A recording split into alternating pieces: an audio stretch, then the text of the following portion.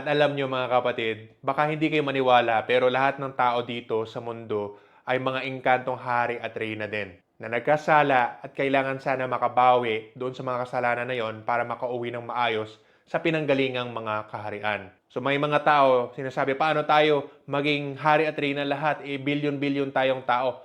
Oo, bilyon-bilyon nga ang mga hari at reyna kasi mas malaki ang kabilang mundo. Tapos may mga engkanto doon na mga sakop natin at iba din ang mga hari at reyna na hindi nabagsak dahil hindi sila nagmatigas ng ulo. Ginawa pa rin nila kung ano ang tama. So kumbaga, parang preso din yung mundo na to or dito yung mga matitigas ang ulo na kailangan matuto nga sa kanilang mga lesson. Kung kaya sana ang mga tao na nandito ay magsikap na ayusin nga ang kanilang sarili kasi yun naman yung pinaka-importante dito.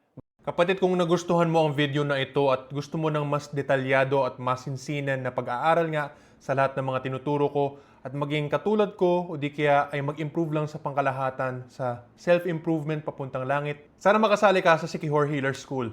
Ito ang exclusive membership site ko na may bayad ayon sa level ng membership na gusto mong i-avail. Sana magkita-kita tayo sa loob ng Sikihor Healer School. Salamat po at God bless.